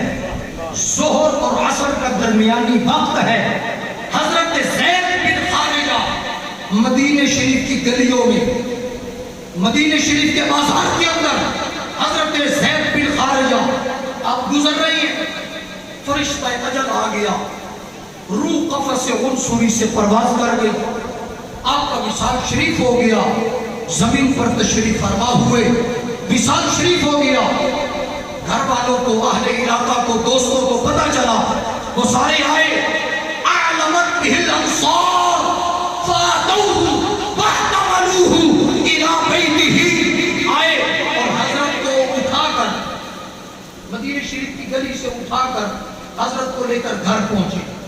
گھر لے جا کر انہوں نے لٹا دیا, اور جیسے گھر کے اندر ہوتا ہے فوتگی کے موقع پر کہ اوپر چادر ڈال دی, عورتیں, مرد, بچے, بوڑھے اپنے میدان سارے فوتگی کے موقع پر اکٹھے ہو جاتی ہیں. ایسے ہی ہوا. حضرت زید بن خارجہ رضی اللہ تعالیٰ عنہ کے لیے سارے اکٹھے ہیں. سجوہ کساء و برقین, انہوں نے اوپر چادر ڈال دی, چادریں ڈال کر حضرت کو چھپا دیا, اور عورتیں گھر کے اندر موجود ہیں. وفی البیت نساء من نساء الانصار, انصاری عورتوں میں سے عورتیں گھر کے اندر موجود ہیں. ورجال من رجالہم, مرد بھی موجود ہیں, عورتیں بھی موجود ہیں. ہوتا ہے فوتگی کے موقع پر آپ حضرات جانتے ہیں تو کچھ نہ کچھ رونا دھونا یہ چیزیں ہوتی ہیں. ظاہر ہے کہ جسے رانی پہنچتا ہے, تکلیف ہوتی ہے, پھر وہ کچھ نہ کچھ روتے ہیں. اور بعض اوقات ایسا بھی ہوتا ہے کہ گھر والوں میں سے کسی کی کچھ نہ کچھ آواز بھی نکل آتی ہے. کوشش کرنی چاہیے ایسے موقع پر بھی صبر کیا جائے. اہل ایمان کو ہمیشہ ہر حال میں صبر کا دامن ہاتھ سے نہیں چھوڑنا چاہیے. پھر بھی کچھ نہ کچھ آواز وغیرہ نکل جاتی ہے. ایک وجہ یہ ہو سکتی ہے کہ کچھ نہ کچھ آواز نکل گئی. دوسری ایک اور وجہ وہ میں آگے چل کے بتاتا ہوں. آواز کچھ نہ کچھ نکل جاتی ہے, عورتیں موجود, مرد موجود, بچے موجود, بوڑھے موجود, اپنے بیگانے گھر کے اندر سارے موجود. ظہر اور عصر کے درمیانی وقت میں حضرت کا وصال, عصر سے مغرب ہو گئی, مغرب سے عشاء کا درمیانی وقت. تجہیز و تکفین میں کسی وجہ سے تاخیر ہو گئی, ابھی تک تکفین کا سلسلہ نہیں ہوا. حضرت اسی طریقے سے آرام فرمائے, تشریف فرمائے, آپ کا جسد اطہر اقدس و انور موجود ہے. مغرب کی نماز کے بعد عشاء کی نماز سے پہلے اچانک ایک آواز بلند ہوتی ہے, انصتو انصتو, خاموش ہو جاؤ, خاموش ہو جاؤ. یہ آواز آتی ہے, اونچی آواز. یہ نہیں کہ صرف کوئی بیٹے نے سنی, صرف بیوی نے سنی, بیٹی نے سنی, کسی ایک آدمی نے سنی, نہیں. انصتو اذا سمعوا, انہوں نے سب نے آواز سنی اونچی آواز سے. یہ بات آ رہی ہے, چپ ہو جاؤ, خاموش ہو جاؤ. سارے بڑے حیران ہیں کہ آواز کہاں سے آ رہی ہے, جیسا کہ آپ حیران ہیں تو یقیناً وہ بھی سارے حیران ہیں, آواز کہاں سے آ رہی ہے. فنظروا, سب نے دیکھنا شروع کیا, ادھر ادھر سے آواز کہاں سے آ رہی ہے, کہاں سے آ رہی ہے. نظروا فَإِذَا الصَّوْتُ مِن تَحْتِ الثِّيَابِ, جب انہوں نے دیکھا, غور کیا, آواز اس کپڑے کے نیچے سے آ رہی تھی جو حضرت زید بن خارجہ کے چہرے کے اوپر کیا ہوا. اس کپڑے کے اندر سے آواز آ رہی ہے. حدیث پاک میں صرف ایک مرتبہ ذکر ہے, انصتو انصتو, چپ ہو جاؤ, چپ ہو جاؤ. یہ ایک مرتبہ آواز آئی، 2 مرتبہ یہ جملہ کہا گیا انصتو، لیکن اگر آپ غور کریں نا، فنظروا، انہوں نے دیکھنا شروع کیا، فَإِذَا الصَّوْتُ مِن تَحْتِ الثِّيَابِ، تو ممکن ہے آواز پھر بھی آئی ہو۔ اب آواز آنے کی 2 صورتیں ہو سکتی ہیں، یا تو آواز اس لیے ہے کہ وہ عورتیں رو رہی ہوں گی، کوئی ہائے بائے کوئی وابیلا کر رہی ہوں گی، لیکن یہ بات عقلاً درست معلوم نہیں ہوتی۔ حدیث پاک میں اس کی وضاحت نہیں ہے، لیکن اگر آپ اس میں غور کریں، کیونکہ حضور نے آواز سے رونے سے منع فرما رکھا تھا، اور انصاری عورتیں پھر حضور کی صحابیات ہیں، وہ آواز سے کیسے روئے؟ پھر اس کی دوسری وجہ جس سے انصاری عورتوں پر بھی کوئی اعتراض نہ ہو اور انصتو کہنے کی وجہ سمجھ آ جائے، وہ دوسری وجہ یہ ہے انصتو کہ جیسے کسی کو متوجہ کیا جاتا ہے، آپ فرماتے ہیں خاموش ہو جاؤ، بات سنو میری، ان کو اپنی طرف متوجہ کر رہے ہیں کہ میری بات سنو، متوجہ کر کے نا۔ اب جب انہوں نے دیکھا فَنَظَرُوا فَإِذَا الصَّوْتُ مِن تَحْتِ الثِّيَابِ، آواز اس کپڑے کے نیچے سے آ رہی ہے جو حضرت کے چہرے کے اوپر ہے، فَحَسَرُوا عَنْ وَجْهِهِ وَصَدْرِهِ، انہوں نے جب آپ کے چہرے پاک سے کپڑا ہٹایا تو آواز کیا آ رہی ہے، فَإِذَا الْقَائِلُ يَقُولُ عَلَى لِسَانِهِ، حضرات دیکھ کر حیران رہ گئے، آپ کی مبارک زبان سے آواز آ رہی ہے، حضرت کے لمحۂ مبارک میں جنبش ہے، زبان حرکت کر رہی ہے، آواز نکل رہی ہے، محمد الرسول اللہ،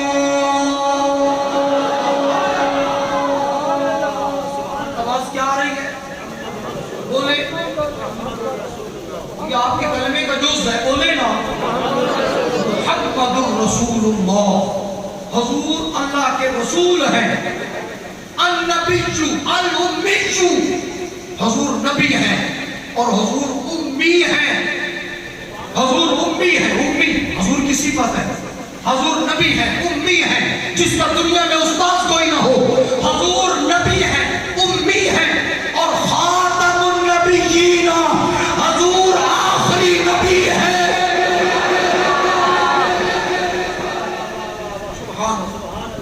حضور آخری نبی، حضور بولے، حضور کھل کے بولے، حضور ہاتھوں کو اٹھا کے بولے، حضور، حضور آخری نبی۔ یہ رٹا دے یہ عقیدہ اپنے بچوں کو، اپنے بچوں کی گھٹی میں ڈال دے یہ عقیدہ کہ حضور آخری نبی، خاتم النبیین، حضور آخری نبی ہے، لا نبی بعدہ، حضور کے بعد اور نبی کوئی نہیں ہو سکتا، کان ذالک فی الکتاب الاول، اگلی کتابوں میں بھی یہ مسئلہ موجود ہے، الذین آتیناہم الکتاب یعرفونہ کما یعرفون ابناءہم، جن کو رب نے کتاب دی ہے نا وہ حضور کو جانتے ہیں جیسے وہ اپنے بیٹوں کو جانتے ہیں، ان کی کتابوں کے اندر یہ مسئلہ موجود ہے، یہ مسئلہ گزر رہا ہے کہ حضور آخری نبی ہے، حضور کے بعد کوئی اور نبی نہیں آ سکتا۔ نعرہ تکبیر، نعرہ رسالت، نعرہ رسالت، تاجدار ختم نبوت، تاجدار ختم نبوت، سبحان اللہ الحمد۔ اب یہ کم بات کر رہے ہیں جب حضرت کا وصال ہو چکا اور کئی گھنٹے گزر چکے ہیں، زور اثر کے بعد، زور اثر کے درمیان میں وصال ہے، پھر عصر کی نماز سے مغرب کے بعد 3-4 گھنٹے تو بنتے ہیں نا، اتنا وقت گزرنے کے بعد زید بن خارجہ کی زبان پر حضور کی عظمت کا ترانہ ہے۔ 2-3 باتیں عقیدے کی سن لیں یہاں پر۔ ایک تو یہ پتا چلا اللہ والے زندہ ہوتے ہیں، سبحان اللہ، بے شک، وہی ہے نا، حضور علیہ السلام کے غلام ہیں، صحابہ کرام میں، حضور کے صحابہ میں، حضور کے غلاموں میں ان کا شمار۔ حضور کے غلام اللہ کے ولی زندہ ہے، زندہ ہے تو تبھی بول رہے ہیں نا، زندہ ہے تو تبھی بول رہے ہیں۔ زندہ بندہ بولتا بھی ہے، سنتا بھی ہے، سمجھتا بھی ہے، جواب بھی دیتا ہے جی۔ زندہ کو سلام بھی کیا جاتا ہے، مردے کو تو سلام کوئی نہیں نا، سلام زندہ کو۔ جو بندہ سویا ہوا ہو، جس کے جسم سے روح سگلانی نکلے، چھوٹی روح نکلے، اسے آپ سلام نہیں کر سکتے، اور جس کے جسم سے موٹی روح نکلے، بڑی روح نکلے، روح سلطانی نکلے، جس کے جسم سے بڑی روح نکلے، اس کو آپ سلام دے رہے ہیں۔ السلام علیکم یا اہل القبور کہہ رہے ہیں، قبروں والوں کو خطاب کر رہے ہیں، سلام دے رہے ہیں۔ یہ اس بات کی دلالت ہے کہ اللہ کے بندے زندہ ہوتے ہیں، زندہ ہوتے ہیں، زندہ ہوتے ہیں۔ بلکہ اور سن لیں، یہ تو پھر حضور کے غلام ہیں نا۔ قبر کے اندر سوال ہوگا، من ربک ما دینک ما کنت تقول فی ھذا الرجل۔ ایک بندہ ایسا ہے کہ جو جواب نہیں دے سکتا، حضور کو نہیں جانتا، تو کیا کہے گا؟ حدیث پاک میں لفظ ہے، وہ کہے گا ہاں ہاں لا ادری، افسوس میں نہیں جانتا۔ اچھا، اس کا مطلب ہے جاننا نہ جاننا بعد کی بات ہے، اس نے سنا تو صحیح،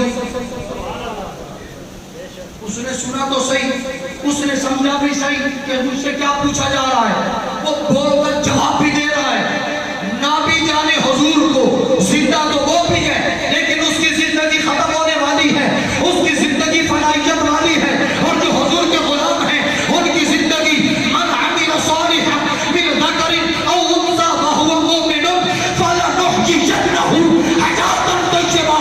ہم ان کو پاک زندگی دیتے ہیں، جو ہمارے محبوب کے نام پہ اپنی جان دیتے ہیں، جو ایمان والے ہیں، ہم ان کو پاک زندگی دیتے ہیں۔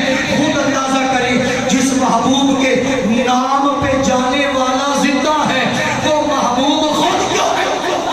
سبحان اللہ، نعرہ تکبیر، نعرہ رسالت، نعرہ خلافت، نعرہ حیدری، عظمت و شان مصطفیٰ، مقام مصطفیٰ۔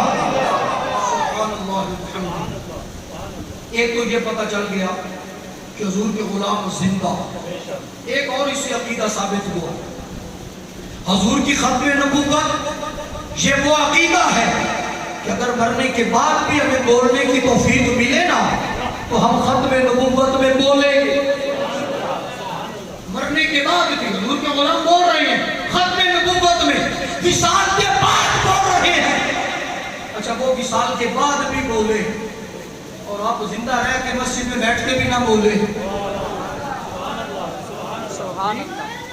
وہ تو وصال کے بعد بھی حضور کی ختم نبوت کا پرچار کریں۔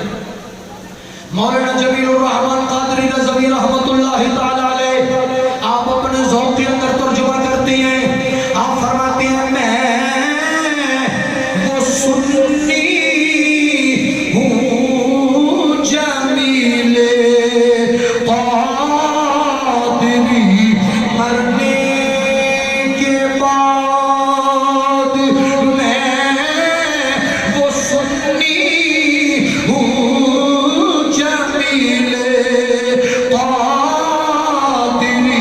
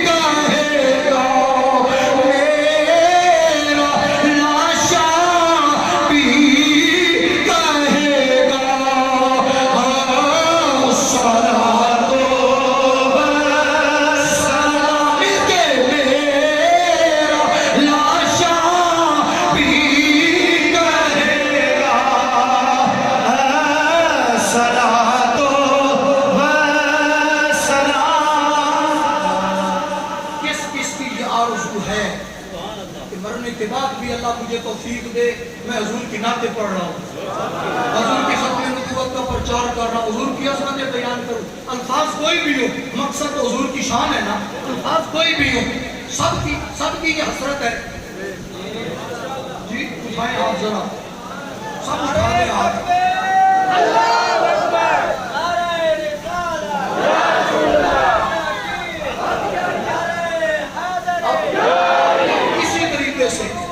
کسی طریقے سے ہاتھوں کو لہرا کے نا آپ نے یہ کہہ دینا ہے میرا لاشا بھی کہے گا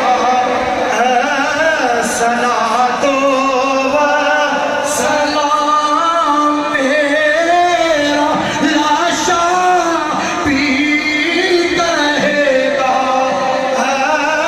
صلاۃ و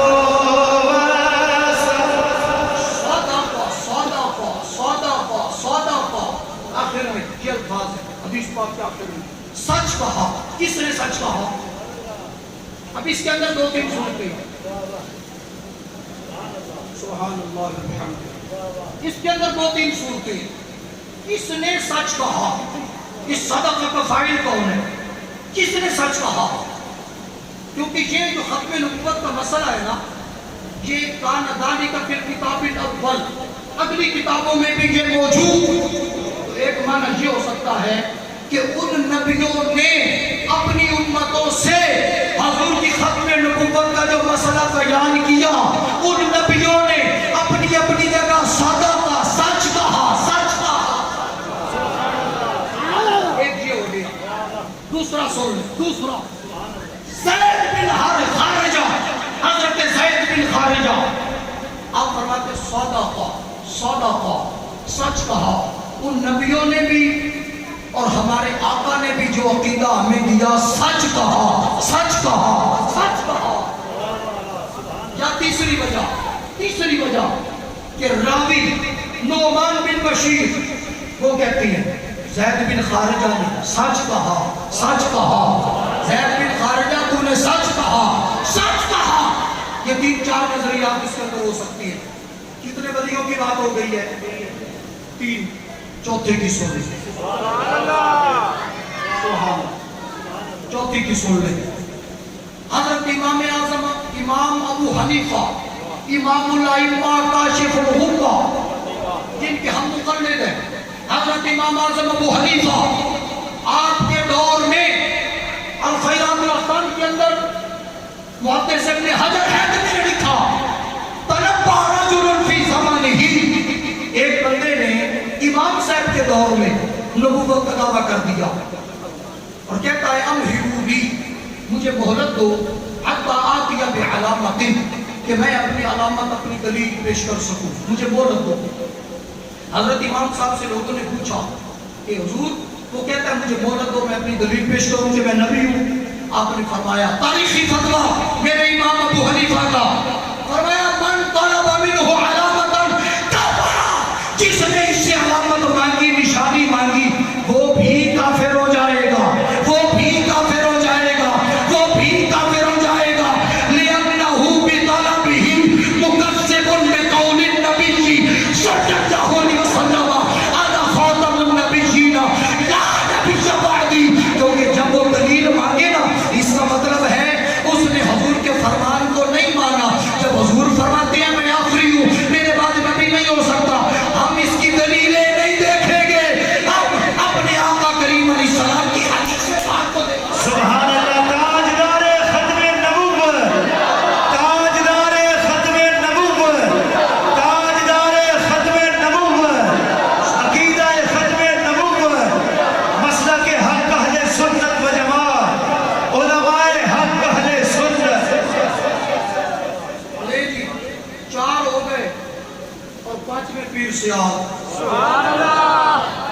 حضور پیر سیال کی اگر خدمات کو دیکھیں تو اس کے اندر بہت ساری چیزیں ہیں، لیکن میں ایک دو باتیں عرض کر دیتا ہوں. حضور پیر سیال غریب نواز خواجہ شمس العارفین سیالوی، آپ نے دور وہی ہے، وہ مرزے کا دور ہے. جس دور میں مرزا خبیث رہتا ہے اسی دور میں حضرت خواجہ شمس العارفین سیالوی بھی، لیکن آپ خود نہیں نکلے. میں ایک طالب علم ہونے کی حیثیت سے اسے میں نے تلاش کیا. ہونا تو یوں چاہیے کہ خواجہ شمس العارفین سیالوی آپ خود نکلے میدان میں مرزے سے مناظرہ کرنے کے لیے، لیکن حضرت نے اور کام کیا. وہ کام کیا ہے؟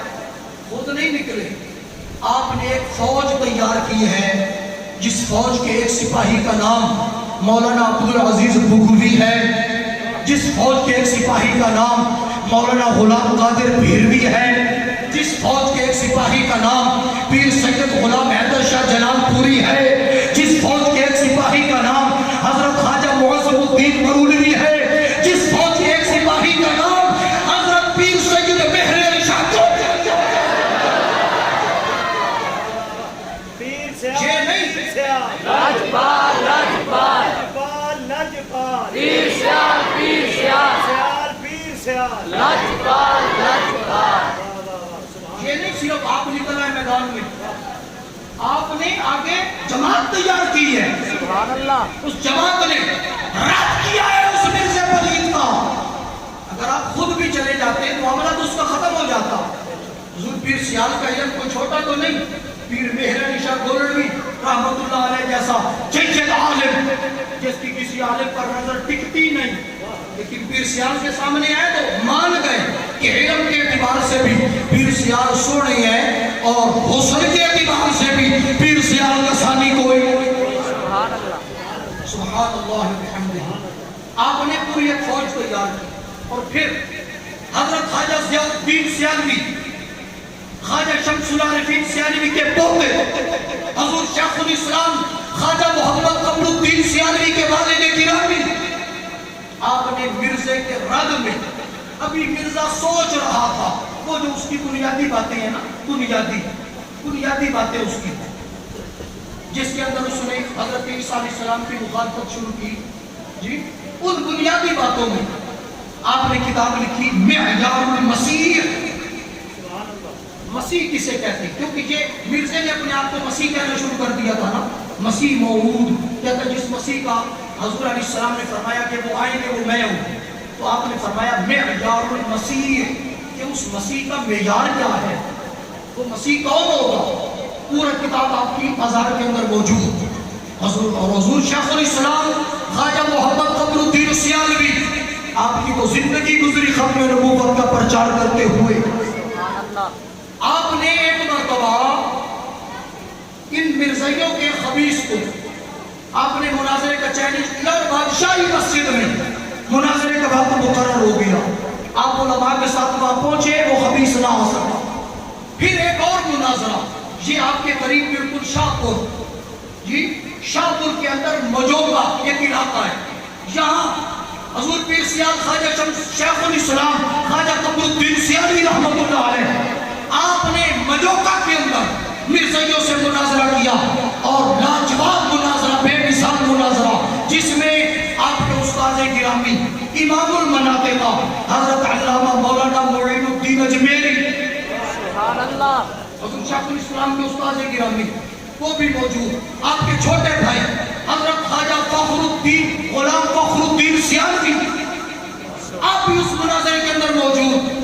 1932 کے اندر 18 فروری 1932 میں مجوکا کا مناظرہ جس کی داستانیں اور روحات وہ چھپی اور دنیا نے دیکھا کہ پیر سیال حضور شیخ الاسلام نے مرزائیوں کو کیسی شکست فاش دی.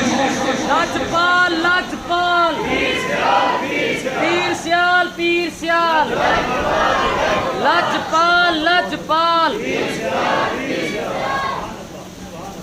اور آپ کی وہ نعت شریف تو آپ کو یاد ہوگی، حضور شیخ الاسلام کی وہ نعت شریف کیونکہ مشہور زمانہ کلام ہے. اس کے پہلے شعر کے اندر ہی آپ نے حضور کی ختم نبوت کو بیان کر دیا. آپ فرماتے ہیں آ جملہ رسول ہادی پر حق کے گزشتند پر فضل تو ہے ختم رسول دادا گواہی. یا رسول اللہ جتنے بھی پہلے نبی گزر چکے ہیں وہ تمام کے تمام پر فضل تو ہے ختم رسول. سبحان اللہ. اے رسولوں کے آخری آپ کی فضیلت پر دادا گواہی سب نے گواہی دی ہے، سب نے گواہی دی ہے حضور آخری نبی ہے۔ اور میرے شیخ حضور امیر شریعت نائب شیخ الاسلام حضور خواجہ محمد حمید الدین سیالوی نور اللہ مرقدہ، یہ تو بالکل ماضی قریب کی بات ہے، یہ کوئی دور کی بات تو ہے نہیں، ماضی قریب کی بات ہے کہ جب پیر سیال نے حضور خواجہ غریب نواز حضور امیر شریعت نے جب ختم نبوت کانفرنسوں کا سلسلہ آپ نے شروع فرمایا، لاہور کے اندر، فیصل آباد کے اندر، گجرانوالہ کے اندر آپ نے جب کانفرنسیں فرمائی، چشتی، قادری، نقشبندی، سہروردی، تمام سلاسل کے اولیاء، علماء، مشائخ، سجادگان، سب حضرات متفق ہو گئے، سب نے اعلان کیا ہم اس سلسلے میں حضور امیر شریعت کو اپنا قائد تسلیم کرتے ہیں۔ حضور کی ختم نبوت پر جو وہ پرچار کر رہے ہیں وہ ہمارے امام ہیں، وہ ہمارے قائد ہیں، آپ ان کے پیچھے ختم نبوت پر کام کرنے میں اپنے لیے فخر محسوس کرتے ہیں۔ سبحان اللہ، تاجدار ختم نبوت، تاجدار ختم نبوت، پیر سیال، پیر سیال، لجپال، لجپال۔ اور میں اس کانفرنس میں حضور کے بالکل قریب تھا سبحان اللہ، کہ جس میں آپ نے اعلان فرمایا، ویسے تو بہت ساری جگہوں پر حاضری کا موقع ملا لیکن اس جگہ میں نے یہ الفاظ خود سنے ہیں آپ کی مبارک زبان سے۔ آپ نے فرمایا اگر حضور کی ختم نبوت کا پرچار کرتے ہوئے، دفاع کرتے ہوئے اگر گولی چلے، سب سے پہلے میرا سینہ حاضر ہے، میں گولی کھانے کے لیے حضور کی ختم نبوت پر تیار ہوں۔ لوگ آنکھیں اٹھا اٹھا کر دیکھتے ہیں، ٹی وی کے اوپر، اخباروں کے اندر، ہر جگہ یہ خبر پھیل گئی، ایک بابے نے اعلان کیا ہے، سبحان اللہ، جی ایک بابے نے اعلان کیا ہے حضور کی ختم نبوت پر پہلی گولی میرے سینے کے اوپر چلاؤ۔ لوگ پوچھتے ہیں وہ کون ہے؟ وہ بابا کوئی اور نہیں، وہ ہمارے بابا حضور امیر شریعت خواجہ حمید الدین سیالوی۔ سبحان اللہ، سبحان اللہ وبحمدہ۔ حضور کی ختم نبوت پر ہر دور میں اکابرین نے پہرا دیا، علماء نے، اسلاف نے، بزرگوں نے پہرا دیا، انکار نہیں کسی بھی بزرگ کا۔ حضرت امیر ملت پیر سید جماعت علی شاہ صاحب کا اپنا کردار ہے، پیر سید مہر علی شاہ صاحب گولڈوی کا اپنا کردار ہے، اعلیٰ حضرت اور اعلیٰ حضرت کے خلفاء ان کا اپنا کردار ہے۔ مولانا غلام شبیر احمد ہاشمی پتوکی سے، یہ جمعیت علماء پاکستان میں تھے، یہ بیان کرتی ہیں کہ ایک مرتبہ میں نے ایک میٹنگ میں حضور شیخ الاسلام سے ملاقات ہوئی، میں نے عرض کی حضور جیسے آپ نے مذہب شیعہ کتاب لکھی، بڑی لاجواب کتاب ہے، آپ نے عیسائی مذہب کتاب لکھی، بے مثال کتاب ہے، حضور آپ کے مبارک قلم سے مرزائیوں کے رد پر بھی کوئی کتاب ہونی چاہیے۔ تو جو ہے حضور شیخ الاسلام غریب نواز نے جواب دیا، آپ فرماتے ہیں میں نے ارادہ کر لیا تھا، کتابیں بھی جمع کر لی، لکھنے کا ارادہ عزم مصمم کر لیا، لیکن انہی کتابیں جمع کرنے میں میرے سامنے کتاب آئی حضرت علامہ پروفیسر محمد الیاس برنی، جی اعلیٰ حضرت کے خلیفہ ہیں، اعلیٰ حضرت امام احمد رضا بریلوی کے خلیفہ ہیں، انہوں نے کتاب لکھی قادیانیت کا علمی محاسبہ۔ فرماتے ہیں جب میں نے وہ کتاب دیکھی نا تو میں نے ارادہ کیا کہ اب مجھے اس پر کام کرنے کی ضرورت نہیں، پروفیسر محمد الیاس برنی نے قادیانیوں مرزائیوں کے رد کرنے کا حق ادا کر دیا۔ یہ ہے دیانتداری، یہ نہیں کہ اپنا نام چمکانے کے لیے چلے جی ایک میری بھی کتاب ہو جائے، کئی بندے اس لیے بھی کر دیتے ہیں نا تو یہ ایک میری بھی ہو جائے جی۔ آپ فرماتے ہیں چونکہ کام حضور کی ختم نبوت پر کرنا ہے اور ختم نبوت پر کام کرنے کے لیے کتاب پہلے سے موجود ہے، اس وجہ سے میں نے علیحدہ کتاب نہیں لکھی۔ کتابیں پڑھانا مقصود نہیں، قوم کو مسئلہ سمجھانا مقصود ہے۔ سبحان اللہ، سبحان اللہ وبحمدہ۔ حضرات حضور کی ختم نبوت کا عنوان یہ بڑا ایک طویل عنوان ہے، اور پھر اولیاء کرام کی خدمات، سرکار علیہ السلام کے غلاموں کی صفات، اس کے اندر پھر بے شمار چیزیں ہیں، لیکن میں انہی الفاظ پر اکتفا کرتا ہوں۔ احکم الحاکمین کی بارگاہ عالیہ میں دعا ہے رب تبارک و تعالیٰ میری آپ کی حاضری کو قبول و منظور فرمائے۔ جن دوستوں نے، بھائیوں نے اس خوبصورت محفل کا اور دیگر محافل کا اہتمام کیا، اللہ تبارک و تعالیٰ ان کی زندگیوں میں برکت عطا فرمائے، ان کو دارین کی سعادت نصیب فرمائے۔ اللہم صلی علی سیدنا و مولانا محمد وعلا آل سیدنا و مولانا محمد مبارک وسلم۔